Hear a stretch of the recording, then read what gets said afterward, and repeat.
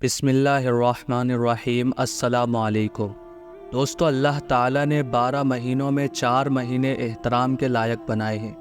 ان میں سے ایک محرم کا مہینہ ہے، اور محرم کے مہینے میں خاص کر 10 تاریخ، جس کو عاشورہ کا دن بھی کہا جاتا ہے، اس کی حدیث میں بڑی فضیلت آئی ہے، اور دوسرے عام دنوں کے مقابلے میں یہ دن بڑی اہمیت رکھتا ہے۔ آج ہم اسی دن کے بارے میں بات کریں گے کہ ہمیں اس میں کیا کرنا چاہیے، اور کن کاموں کی اس دن بڑی فضیلت ہے، اور کس طرح سے اس دن کو ہم ایک نیک شخص کی طرح گزار سکتے ہیں۔ تو سب سے پہلے یہ جان لیجئے کہ 3 کام 10 محرم کے دن یعنی یوم عاشورہ کے دن ضرور کرنا چاہیے۔ پہلا کام ہے روزہ رکھنا۔ اس روزے میں 3 باتیں خاص ہیں۔ پہلی یہ ہے کہ 1 سال کے گناہ معاف ہو جاتے ہیں۔ عاشورہ کے روزے کی فضیلت حدیث میں کچھ اس طرح سے آئی ہے کہ اس روزے کی برکت سے اللہ تعالیٰ ہمارے 1 سال کے صغیرہ یعنی کہ چھوٹے گناہ معاف فرما دیتے ہیں۔ دوسری اس روزے کی خاص بات یہ ہے کہ رمضان سے پہلے اسی روزے کا فرض ہونا۔ رمضان کا روزہ فرض ہونے سے پہلے اسی دن یعنی کہ یوم عاشورہ کا روزہ فرض تھا، لیکن جب اللہ تعالیٰ نے رمضان کے روزے فرض کیے تو اللہ کے نبی صلی اللہ علیہ وسلم نے فرمایا، جو چاہے اس روزے کو رکھے اور جو چاہے چھوڑ دے۔ فرعون سے نجات کے شکرانے پر یہ روزہ رکھا گیا تھا۔ حضرت ابن عباس رضی اللہ تعالی عنہ روایت کرتے ہیں کہ جب نبی کریم صلی اللہ علیہ وسلم مکہ سے ہجرت کر کے مدینہ تشریف لائے تو آپ نے یہودیوں کو یہ 10 محرم کا روزہ رکھتے دیکھا، تو آپ نے یہودیوں سے پوچھا کہ تم لوگ اس دن کیوں روزہ رکھتے ہو؟ تو یہودیوں نے کہا، یہ بڑا عظیم دن ہے۔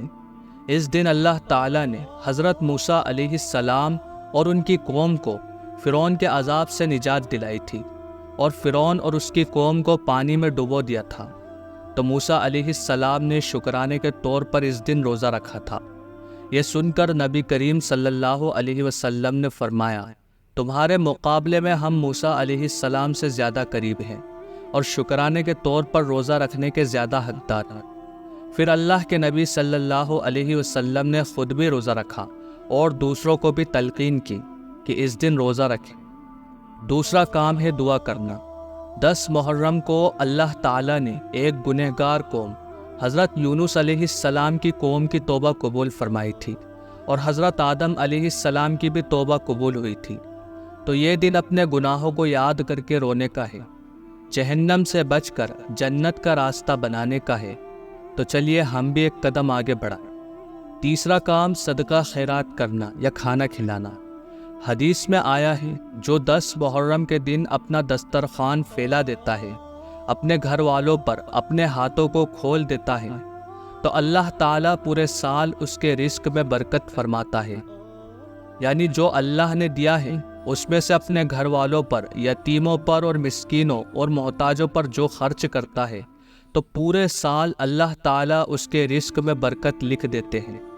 حضرت جابر رضی اللہ تعالیٰ عنہ فرماتے ہیں کہ ہم نے اس چیز کا مشاہدہ کیا ہے، ہم نے کئی سال تک عاشورہ کے دن اپنے گھر والوں پر دوسرے دنوں سے زیادہ خرچ کیا، غریبوں اور مسکینوں کو کھانا کھلایا، اپنے دسترخوان کو پھیلا دیا، تو اللہ تعالیٰ نے پورے سال ہمارے رزق میں برکت کا معاملہ عطا فرمایا۔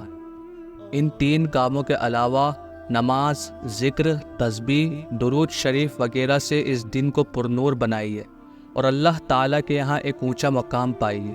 اور دوسری ایسی چیزیں جس کا دین سے کوئی تعلق نہ ہو اس سے بچیے، کیونکہ اسلام میں جتنا اچھے کام کرنا نیکی ہے، اس سے زیادہ برے کاموں سے بچنا نیک کام ہے۔